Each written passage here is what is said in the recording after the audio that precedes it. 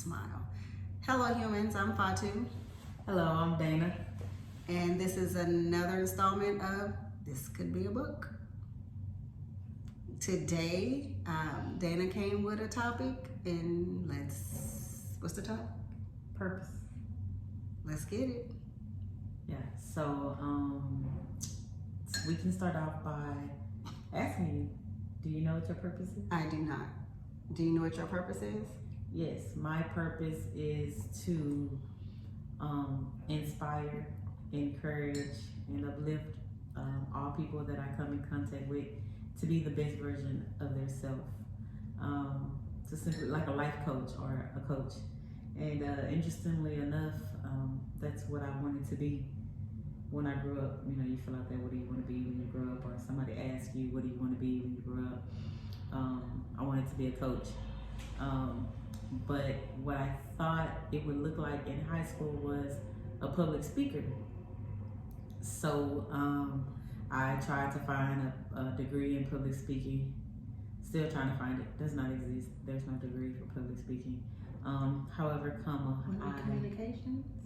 Yeah, communications would have been at the time, but I didn't know that. Should I insert now that I am a first generation college graduate from about 6-7 generations? I'm the only one. Well, whether you should or not say it, you said it. So yeah, that had a lot to do with my educational journey. Some things that I didn't know and didn't learn until I tried it again. And through, being older and understanding how important it is to ask questions. Ask all the questions. Oh, yeah. So that you can have a full understanding of what's taking place. But yeah, I definitely feel like I know my purpose. So I know you've asked me, like, how do you know that you know your purpose? Yes. How did you learn? That's what I was going to be my next question. Yeah.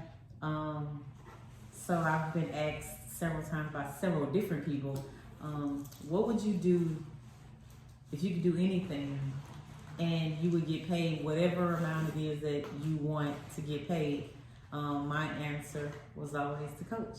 It would either be basketball or track, and or both at the same time. What's crazy is that when I think about me personally, I always compare it to track. When I think about me professionally, I always make a lot of comparisons to basketball. Interesting. It's so interesting at times when I'm talking and I figure that out. And I think back and I'm like, wow, that's crazy. Because so it has to be, so your purpose is coaching, but athletics or just life? Life. Okay. Just, like I said, encouraging. Because that goes along with what you're doing now. Yeah, just encouraging and uplifting and inspiring people to be the best versions of themselves.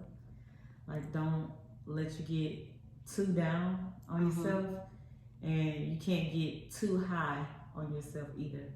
There is something for each of us to do before our time is up here, and I think that mine, definitely one of my major purposes is to make each person that I come in contact with lives better in a more happy, positive, encouraging way. Just, give them as much positive energy as I possibly can, assist them in knowing who they are, what they are, to get them to believing that they are the bomb.com, as some might say.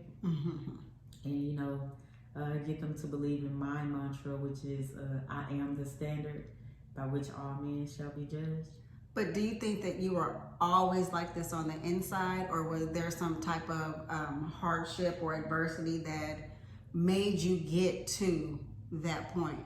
So it's almost like you're saying, you want a life coach, not really life coach, you want to coach someone, even if it's sports or if it's life, no matter what that relationship looks like.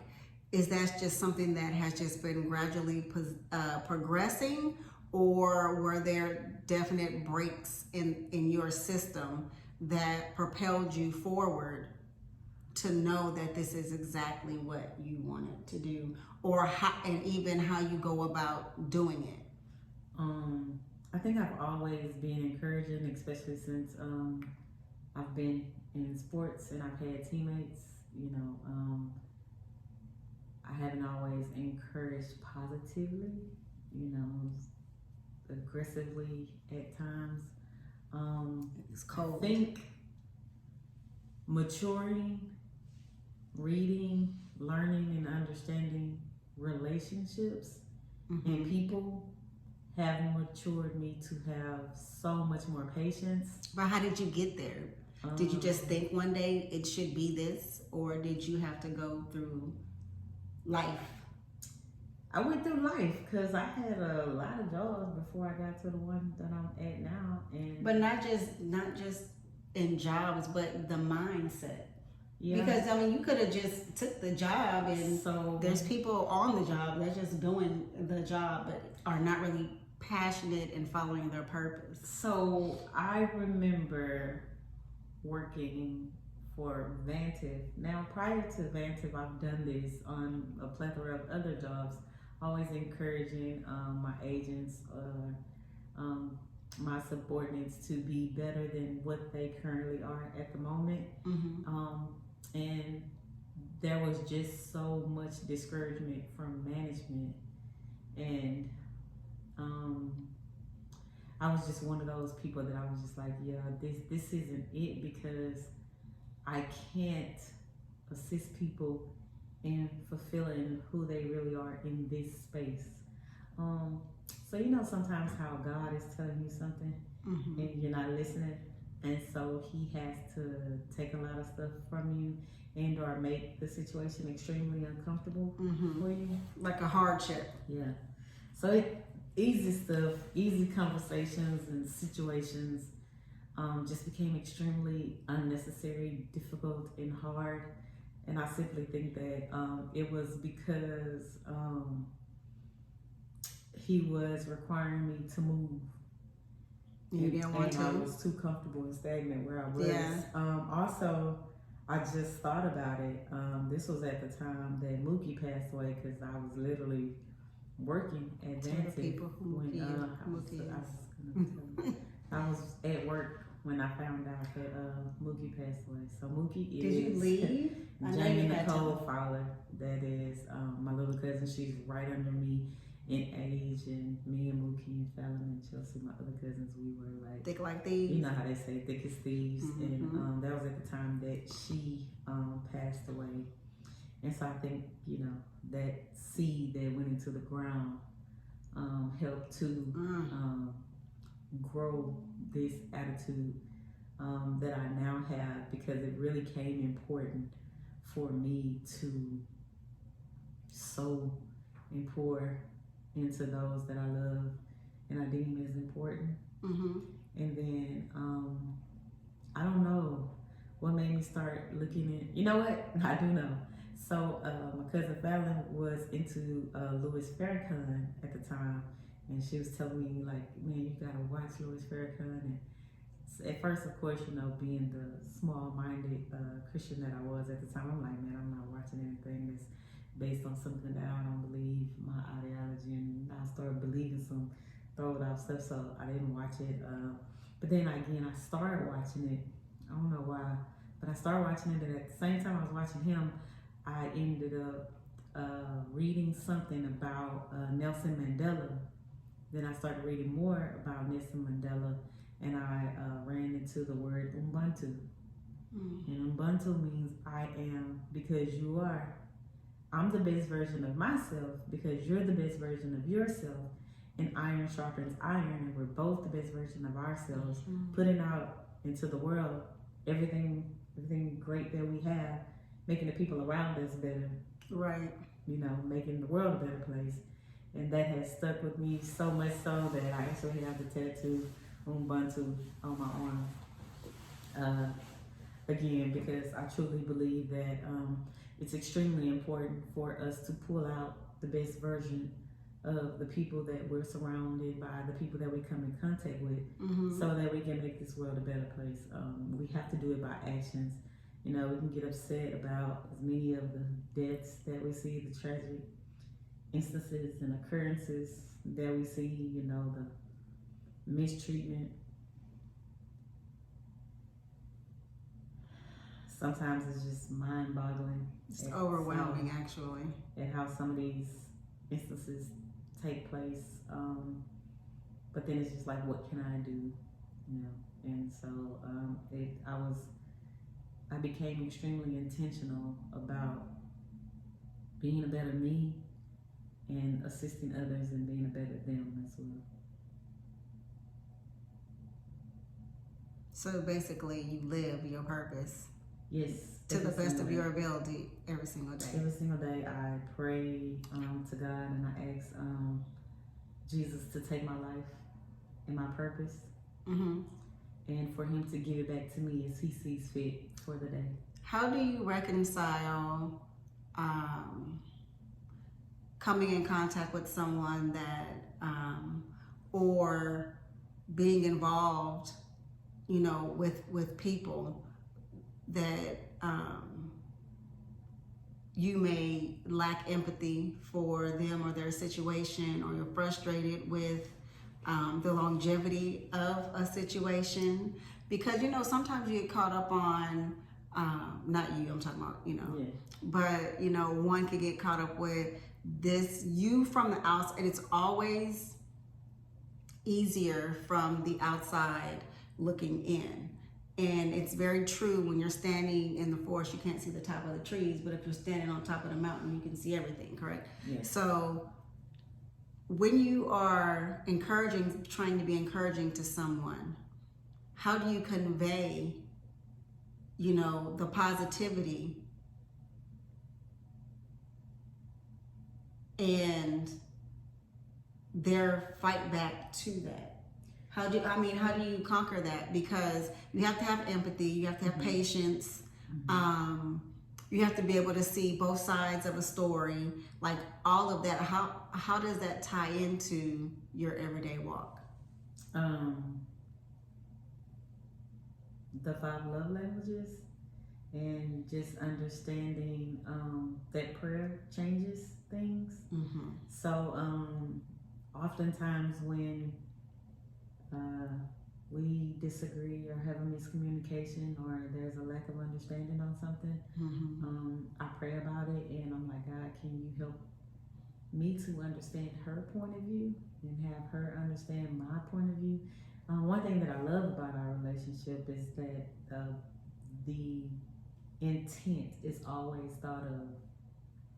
Like whenever you're sad or upset or mad about something that I've either said, done, or thought, or whatever it is, whenever we do have a conversation, you're like, but I know your intent, I know your heart, you know, even though you display this in this way. And I think another good thing is that I'm open to constructive criticism and or feedback. One thing that I've learned through meditation, watching TV, and our conversations is that I'm not that emotional, and that I don't give a lot of time into being emotional because I'm such an action person. I'm like, yeah, okay, you sad about this, but what are you gonna do to get out of this? Say you're frustrated about this, but what are you gonna do to you know that get past the frustration? Do you recognize that is your response to trauma? That your response of that comes from trauma? It's possible. Maybe that's something me and Dr. Cleo could talk about. I literally just thought, well, I mean, I've thought about it before, but it popped into my brain just now, so I thought I would ask.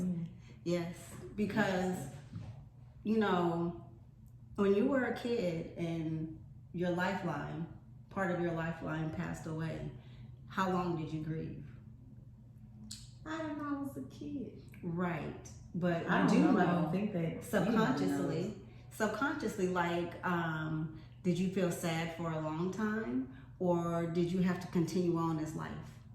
Well, I had to do both. Right, but that's how you respond now. Well, yeah. So that's where that comes from. Never thought about it, or no?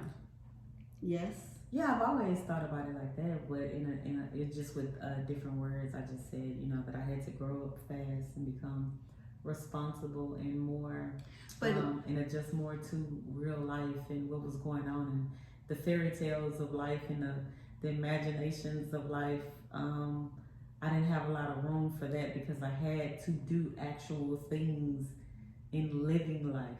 right, but that's what I'm saying. Like those things are also a part of it. But your quick snapback of I'm gonna deal with it internally while living life. If you were hypnotized, I don't even know if that's a real thing or not. I just see it on like Monk and all them. But anyway, and you go back, I bet you would. That's where you formed that behavior. It's possible. Only I can tell that she's getting Dr. very uncomfortable in this conversation. No, I'm not. It's something that I don't have a problem with discussing with Dr. Cleo. Maybe Right, with Dr. Cleo. Not okay. Okay, moving on. What are we moving to? Back to your purpose. Oh, okay. Yeah. So, but that was great because I very much so like when I'm talking about something, but then we get to reveal that I'm not perfect, that there are things that I still go through and I'm still human and I still am learning and maturing in some things and learning to master some things that I did not master in my youth as well. So that was a good one. So yeah, as far as purpose, you say you don't know your purpose. Do you feel like you're getting closer to understanding what it is? No, I haven't really at this moment. I've not been very active in trying to figure out what it is because I'm very active in not being Humpty Dumpty anymore. Okay, because that was going to be my next question. Are you being purposeful with trying to understand and know? Yeah, I mean, I feel like once I get to the point where I understand certain things and then coming to terms with not being able to have answers that I seek. I know we talked about it before when I said that, when going through this and trying to heal without the person or persons that helped put you in the state that you're in, assisted you in putting you in the state that you're in. And you don't have that second half. You have to speculate. And speculation is not the truth. Yeah. And so, I can speculate that it is this, that, and the third, and it's not really that. So I have to get through and accept certain things. I chip away at it every day. I have to, because in my mind, if I don't work on it every day, it's going to start getting chipped again. Because it's easy for me to operate my life in a state of, when bad stuff happens, it's because it's who I am and it's supposed to happen that way.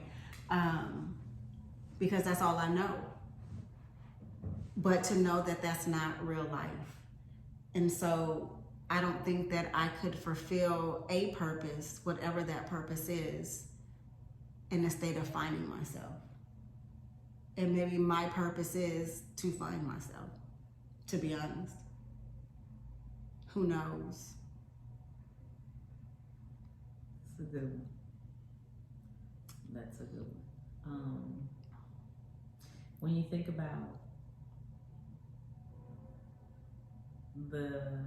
when you equate the good days, happy days, joyful days into a quantitative number, what does that look like versus the sad days, stressed, depressed? It's equal. Yeah. It's equal, yeah. Sometimes I have those emotions at the same time. Or, it's that thing, I'm feeling too happy, the shoe is about to drop. What is about to happen? Like, okay, that person is being super nice. I am so used to people disappointing me that when people disappoint me, it's just like it's so familiar that it doesn't even bother me anymore like it used to. But when things are going good, I'm thinking there has to be a reason, and I'm waiting for that shoe to drop. And I would really love to be able to be disappointed in the disappointments and be hurt by the disappointments and be happy in all the good things without, being comfortable in the disappointment and being uncomfortable in the happiness. With purpose in mind, what is the one thing that you absolutely love to do? What is the one thing? It doesn't even have to be one thing. Name something that you can just really get lost in.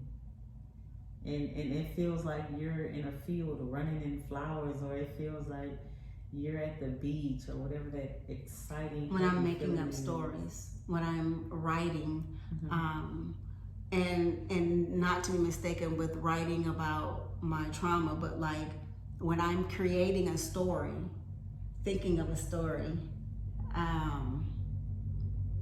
and I'm writing it down, or I am sometimes, the majority of times, I am thinking of a story and I'm actually playing it, if that makes sense. So it's like a story. That's when I am at my utmost peace. And that's why I do it most times, especially when I'm uncomfortable, or, I am.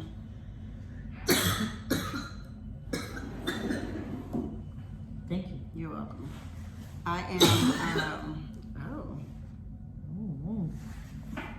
have to remember where you drank from. No, that's what it's with you. Thank you. You're welcome. My coffee is probably sweeter than yours. Is it? Yes. Yeah. I like diabeticals. But anyway, a lot of times when I'm in a crowd with a lot of people, I am extremely uncomfortable. 9.5 times out of 10, even when I know them. Because the only way that I am happy depends on if I chose that. Like, I want to hang out with these people, so I'm going to go and I'm going to have a good time. If we are out and about, I'm typically uncomfortable because I'm always on guard and I'm watching. I watch too much ID channel stuff. But being introverted and not really wanting to get to know people or being vulnerable to people makes me super uncomfortable. So most times I am having a conversation with me in my head to ease that tension or ease the uncomfortability. If I'm having a good time and it's I like the company, it's a little easier, but a lot of times I want to crawl in my shell. That's why I always say I'm socially antisocial. And I didn't realize until it was pointed out to me that even when I went out, I used to be on my phone a lot. So people would be laughing and having a good time, and I would just be. And to a lot of people, it's rude. But for me, it was me self-soothing in those moments. And maybe because I never really felt comfortable around those people. I'm 100% comfortable. I like 1,000%. You can't even go back and forth and guess on it when I'm in my home alone. And of course, it's because, and it's not like nobody can come and disrupt that, because they can. I mean, this is an apartment, so there's always things that that trigger uncomfortability. But yeah. I agree, though. I am 100%, 7,000% comfortable. No one can debate when we're home watching In the Heat of the Night. Yeah. Crimes or The Closer, as if it's the first time that we saw it. I am also extremely comfortable when I'm in the Boys Town store or doing something. Moving around, doing what you do? Yeah, I'm pretty doing sure. I can see something that. related to the Boys Town. Because it's also your purpose. Yeah. So. And I guess I will probably add that to the video or put that up if I'm allowed to. There's no students in it. What? The video of the store that you made? No, there are no students. I can't post the students. Okay, but I can post that, right? Yeah, you can post that. And I say that because when you first took on this project,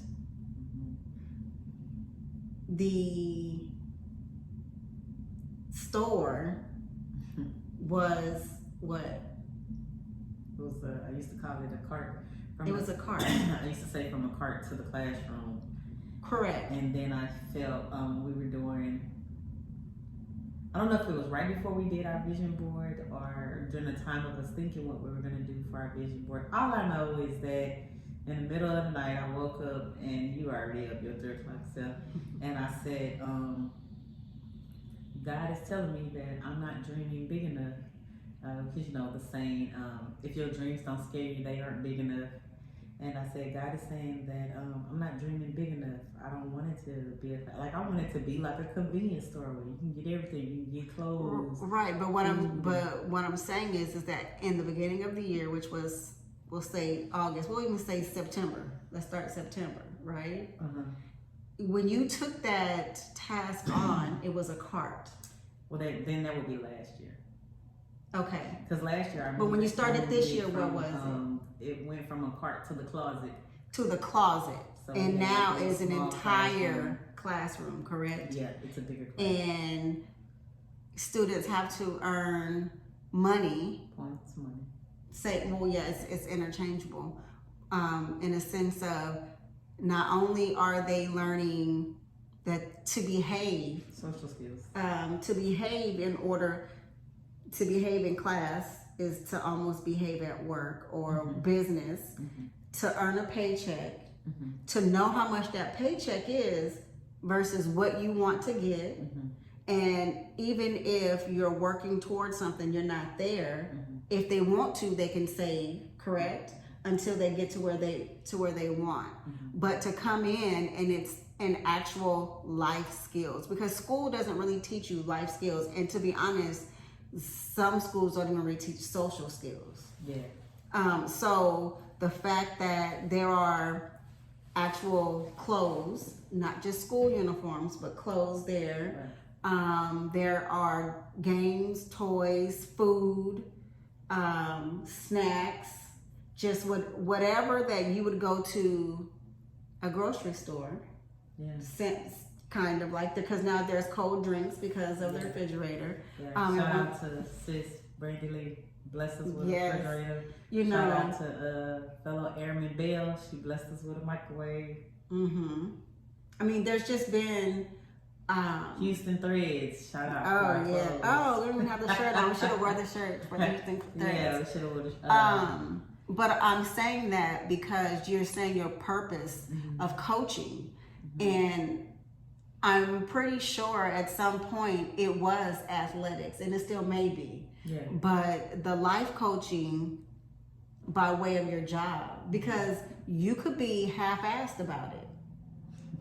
Am I lying? Yeah, I could be. You could be half-assed about it and do just enough for the kids to learn just enough to get by. But you have taken it from here to there. Yeah. And so the purpose of teaching the kids and being there for the kids, of starting in education last year for the first time, and getting the Educational Aid of the Year award the first time, students going back to their home school, or students voting you even though you probably are tough as nails on them, is your life's purpose, because you are coaching them. Definitely could not do it without having a a principal who allows me and Duckworth, my co-teacher, to be innovative. Yeah. Creative. She allows us to be creative. We've come to thank her for even making time in her busy schedule to give us an opportunity to for us to have her ear for some of the ideas that we take to her. And I know some of the ideas that we come with are like outlandish, they're like unbelievable, like I don't know how this is gonna take place, but if y'all could do it, great. Tell me one. The store in itself, and this year the bookstore. I mean, not the bookstore, the library. I'm sorry, but definitely a huge shout out to Duckworth, who is the teacher of the year at ABS East. She's teacher of the year this year? Yeah, she made it. Ah. She won, and she's well deserving of it. Y'all see her later on in the podcast. She'll be a guest. Not only did she listen to me intentively and intentionally, and she thought that my ideas for Boys Town were something that we definitely could incorporate. Like she expounded on so many ideas, and she has a lot of contacts and she has a lot of reach with her educational background. And it's just like me and her went to work, man, and we just like, okay, what do we want to do? How do we want to get there?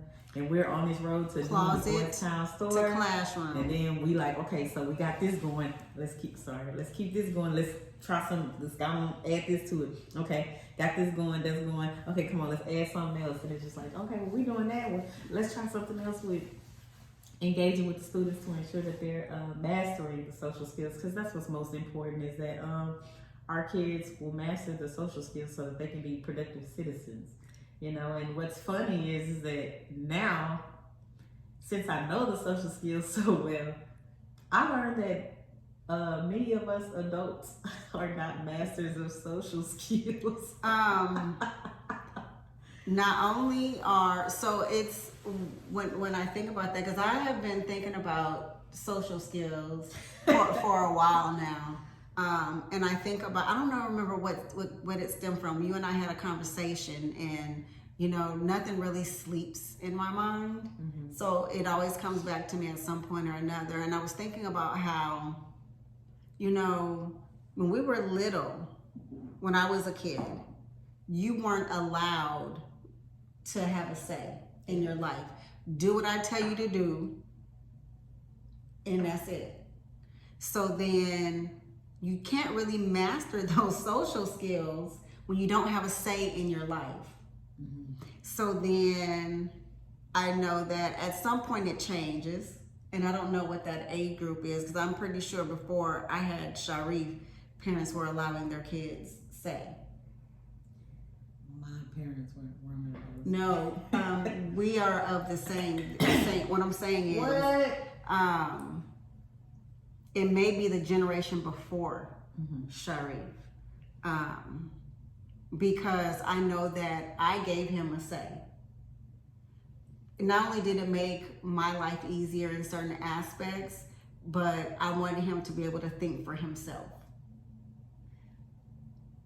And then now I think sometimes it's gone too far. So no one really found that medium, because your kids should be able to, we started having these conversations regularly about how kids are people, and it pisses me off that people don't realize that their children are people, you know, in the sense of, you know, when they are babies and toddlers, the only way that they know how to express their feelings is to have a temper tantrum or a meltdown. And it's annoying as shit, and happens sometimes in the most inopportune places and spaces. But a lot of people don't talk to their babies like they're humans. You know, one of the things I do despise is the goo goo gaga. I don't think that people do that anymore, but I know for one point in time that shit was strong, and it's annoying.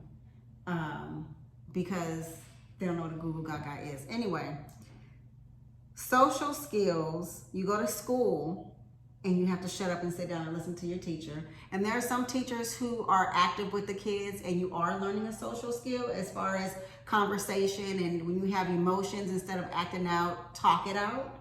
And there are some teachers that are, no, shut up.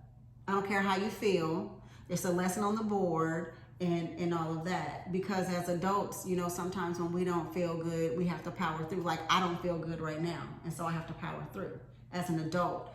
I cannot expect a 14, 15, 16-year-old to handle a situation like I would handle a situation. And I think that gets so played a lot. You know, my kid, you know, says that they are depressed, and ain't nothing to be depressed about. They ain't paying no bills, but there's so much other shit that a kid at that age. And so the social skills that they do learn sometimes are not the best for them. Or I'm just gonna act out all the time, you know, because at least that's some type of attention. Which is a lack of not being able to be by yourself, social skill. It's just sad sometimes. You can see it by how people communicate online. You know, somebody says something that the other person doesn't agree with, and instead of just accepting that everybody has their own thought process and only way they think, you mad that they won't change it to how you want them to think. So now you arguing with that person and calling them out a name. And this person lives in Cambodia and you live in San Francisco. And they, I mean, so they had to master the social skill of disagreeing appropriately. Correct. Or just accepting the fact that not everybody is going to think like you. You may find a tribe of people, you may find your tribe that has your same thought process.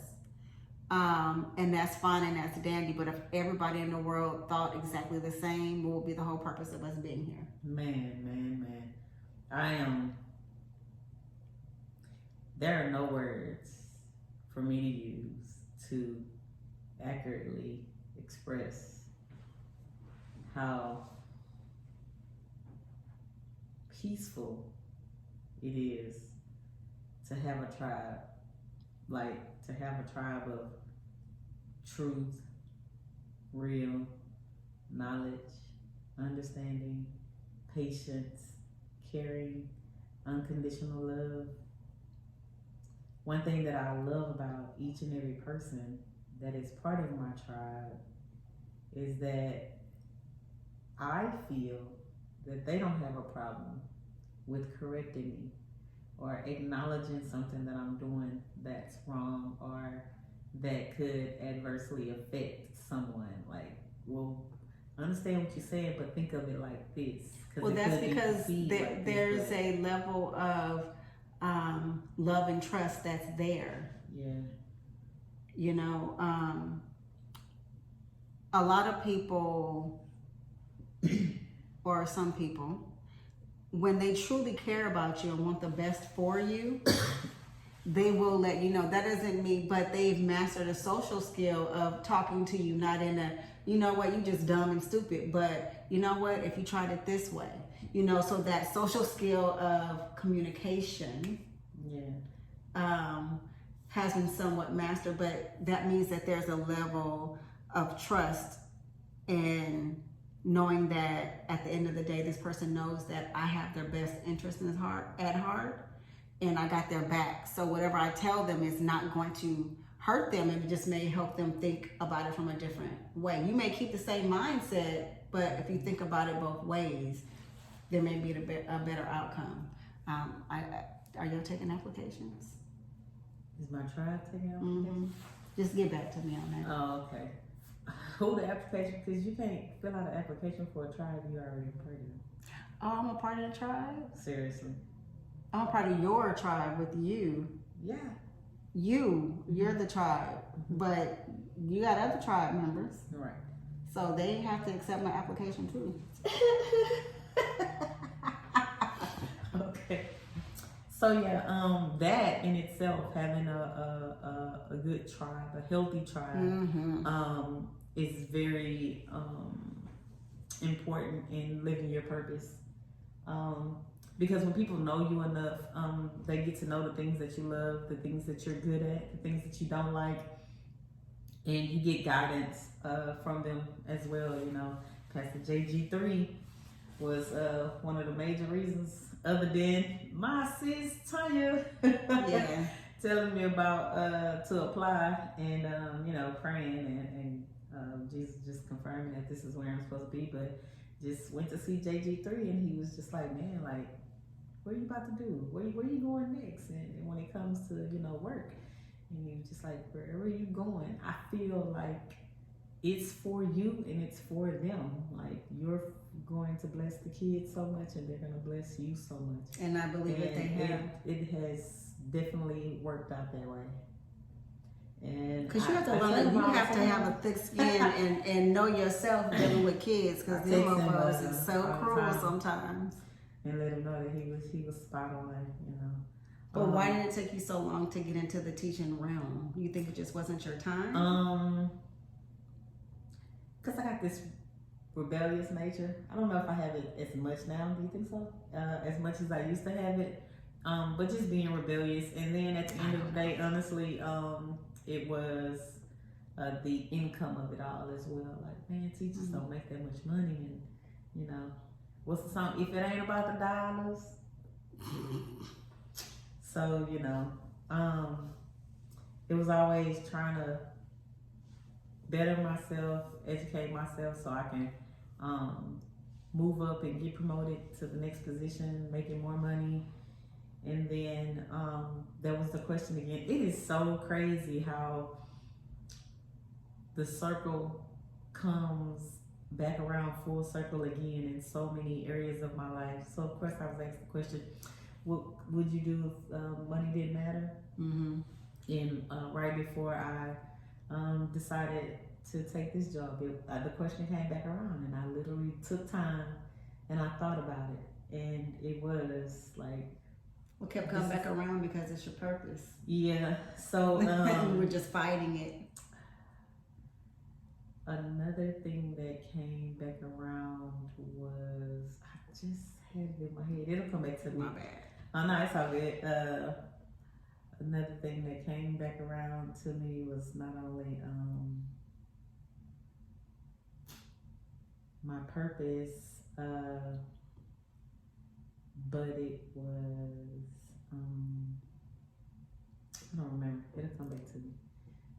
But so yeah, knowing what your purpose is, living your purpose, and like as far as like fulfilling my purpose within my time, like I really feel that everything, of course, that you go through is for a reason. And it's like, as we read those inspirational quotes from time to time, I would have liked to know what my answers were when I was in my 20s, what my answers would have been when I was in my 30s, and compare them to my answers now, because I think they would be so vastly different.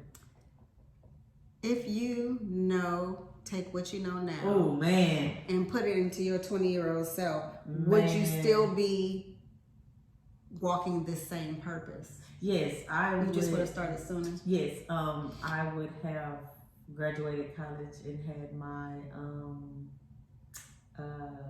doctorate in education.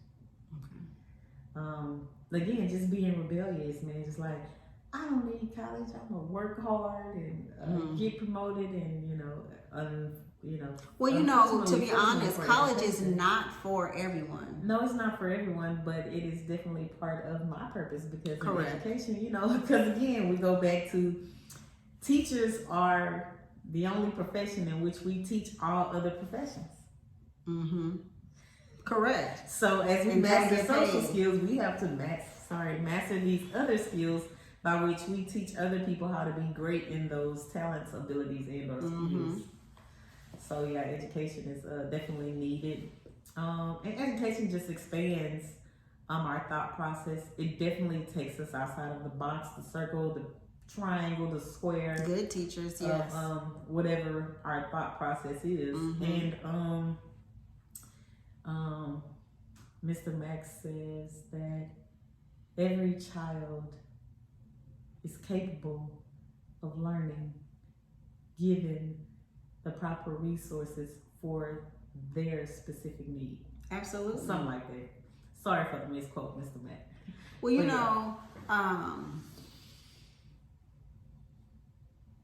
Unfortunately, you know, the system is set up to be taught in a certain manner. You know, you go into a class and you sit there for however long, and you know, either your students is in there with you the whole day, depending on your grade level or school. Oh, sorry guys. Or you transfer classes out. But some kids don't learn like that. Some kids don't learn sitting and staring at a board for at least an hour or two, or what's the length of the class now? 45, like 50 minutes. Okay. But it also depends on the type of learner that you are. That's what I'm saying. What type of learner are you? Me, I am a seer doer. That's what's up. But actually, to be honest, I took that test in the last class, and it told me that I can be successful in any way that I'm taught. Yeah, it has to be all of I'm them. a multi, yeah. All of them together has to. I have to hear you say it. I have to read it and see it for myself. This from the VARC assessment tool. I think that's what it was.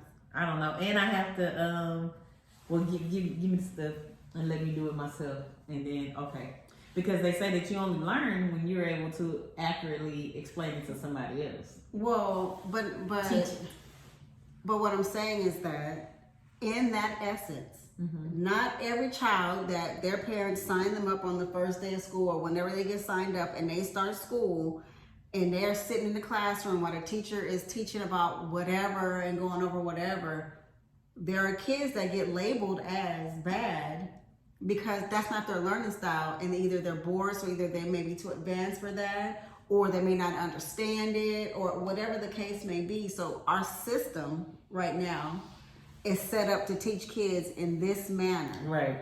And kids learn like this. Right. And you're assessing a child from here, and they may be on a curve here, and so now they're failing because they're not learning that style. Or there are kids that are smarter. I remember being called to a school for Sharif when he was younger, and the teacher told me that he was being respectful. So, you know, here I am, the black mama, like, okay, what's going on? And it's one problem, and the teacher taught it one way, and he learned how to do it a different way. And she was going to fail him because he didn't do it her way. But the answer was correct. And so my thought process was why would you fail him if it's correct, and why doesn't he have to do it your way? If there's more than one way to skin a cat, he didn't understand her way of how it was math, and she didn't understand how he was doing it her way, so he didn't cheat. So did he get one problem right or all the problems? He got all of the problems right. Sharif is actually very smart. He got all of the problems right. But on the actual test, you have to show the method and the way you got to the answer. And she didn't like his method because it wasn't the method that she taught. Right, but you know, when you think about math, I'm just being a devil's advocate. You know, they teach you math one way, so that when you get ready to go to the next math, that way will help you get to that way, then that way will help you get to that way, that way will help. So if you're going off the beaten path, then it may not be the understanding of the teacher of how to help you get from A, B to B, C, as she was showing. This is the way you get to A, But B. you could have explained it. She could have explained it that way, absolutely, instead of giving him an F, because he didn't do it. Even after stating to her, he didn't understand it. So my question is, if he didn't understand it your way, and he got to the answer, why would you fail him? Did you see him cheating? Did you see him looking at somebody else's paper? Is that why? And his answer was simply no. He didn't do it my way. And if you don't do it my way, then you have to be failed. And I was like, then you're dumb. You're stupid. Not stupid. I did go off on her. I did. Because you're not going to fail my kid. Meaning not every student is going to know your exact way. Why does it have to be your way? Clearly, there's more than one way to get to the answer. Now, she could have explained it the way you explained it. because this will go on to da da da, correct? But that's not what she said. He needs to do it my way. Maybe she was just flustered. No, she was she was just a different type of, she was a different colored teacher. The and audacity of this person to basically, and basically, I'm gonna sum it up right there. She basically, at the end of the day, because it didn't just stop in her classroom, we had to go and have further talks. And yes, and she admitted to, I guess, the vice principal. I think that was the next step before we got to the principal, was that she thought he cheated. That was the original. Even though that's not what she said to me, that's not even what she said to him. You have to do it my way. You have to do it my way. As if it was only her way. And so she thought that he cheated. So then, come to find out, when you look at the work, he actually worked the problem and got to the answer. It just wasn't her way. So then they would ask, well, why did you fail him though? Because it wasn't like he got the problem. The answer is wrong. There's more than one way to skin a cat. At the end of the day, we switch teachers. Yeah, there definitely is more than one way to skin a cat, but it's all about how you distribute the information. Whatever. That was a social skill of having a conversation.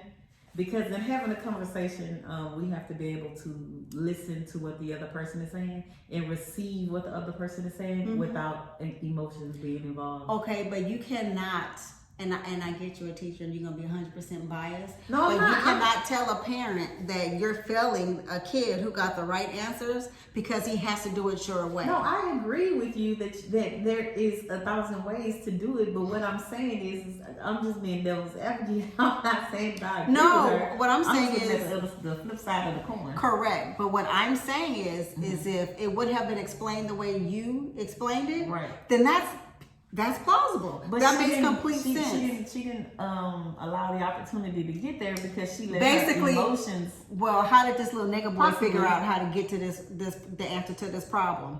Because and that could have very well been what she thought. But as teachers, as doctors, as lawyers, as whatever we're gonna be, we still are emotional beings, and at times, like I said, the mastery of the social skill is not there, that you know how to calm yourself, de-escalate yourself, not take it personal, have a conversation where you hear both sides and you understand the viewpoint and the perspective of that other person. Because, oftentimes I do that after the fact. And you know that to be the case when you and I are having conversations. And then after the fact, I have to sit down and think about what happened and the answers to everything. And I'll be like, if I would have walked into her classroom and she would have explained it in any other way other than my kid is being disrespectful to her because he won't do it her way, there's no other explanation than you just have a problem because what? You didn't think that he was smart enough to do it a different way? well, I mean, Because his skin color suggests that he shouldn't know how to do it a different way? what if she just simply was having a bad day and was already being attacked, and so that was just the straw that broke the camel's back? Well, she should have attacked somebody else's kid and not mine. Period. I can be 1,000,000 years old and the truth will be 1,000 and somethings, and somebody's gonna do something, and I'm gonna get up out of my little walker. You gonna do it? Whatever, the best I could to take their asses out. Age means nothing. Yeah. But also, I do go into, because that's the first time that I've had issues, like with Sharif. I go in with both views.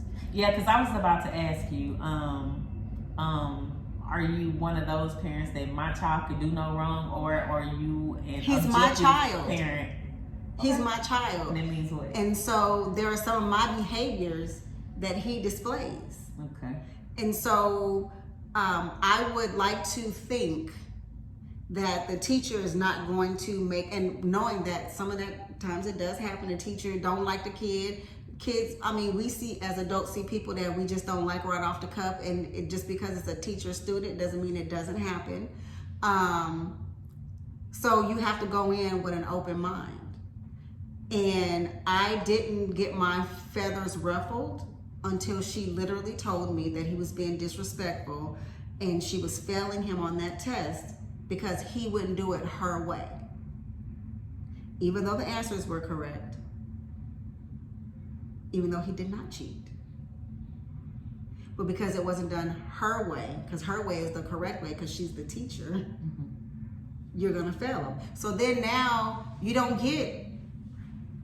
really get professional me, nice me, you get nicey me. And then I'm talking to you, not really going off like, the black mom thing. I didn't really do any of that. I got professional nasty. And my question was, how can you hire a teacher who doesn't know that there's more than one way to get to an answer?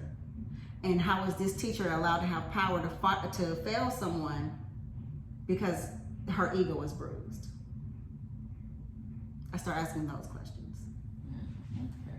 Now, there was one time that I actually got belligerent with a teacher. That was that whole car rider bus situation. We talked about that was it Christmas? When I was telling that story about how he wanted to stay and play with the rest of the kids, like at the little Y that came to the school, but he was a bus rider, and on top of the bus being 45 minutes late, and the person stating that, once the bus came and I couldn't find him, and the lady in the office claimed that she had went down to where he was, and he wasn't there, and how I drove the bus route looking for him, and I'm thinking my kid is missing. And so I do go back to the school and say, let me check. And before I even get to inside the door good, I can hear his laughter. So I'm like, oh, and that's where he's been the whole time. So that means you didn't go looking, you just said you did. So not only did I go off on a lady in the office for lying and saying that she looked, I went off on a teacher who scratched off bus rider and put YMCA because that's what he wanted. Do you remember? Yeah, Yes, I don't know. Do you remember how old you were when you started taking into consideration the type of learner that you were when you were engaged in educational things? I never did.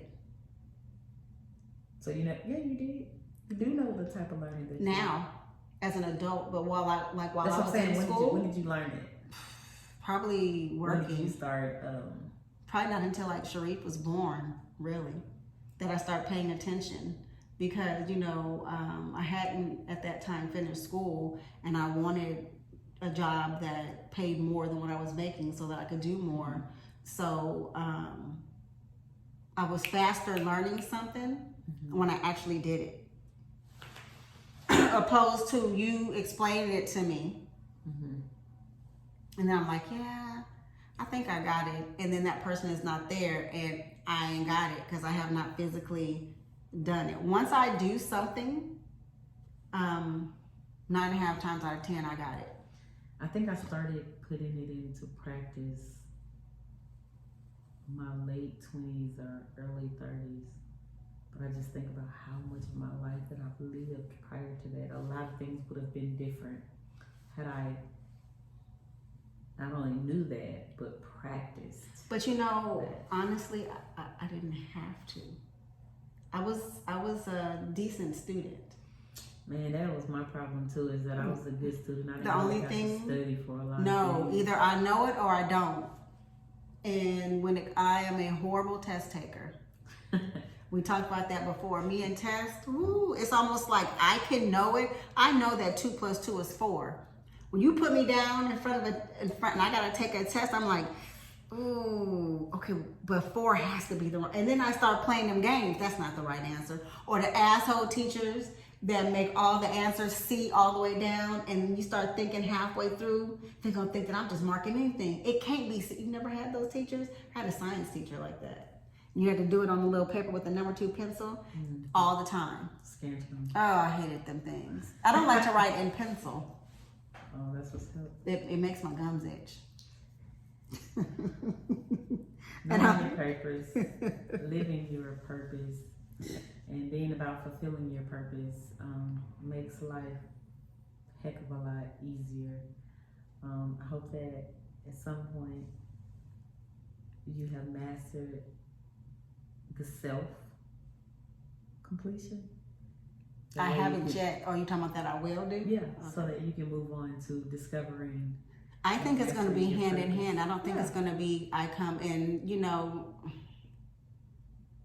I am pushing through. It's a good start. A So very I good feel start. like it's coming to me. I have an idea what I think it may be, but we'll see. Yeah. Time will tell. Yeah, time will tell. It has been a pleasure. God Has bless it? you. Coming and Has it going. been a pleasure? Yeah, it really has.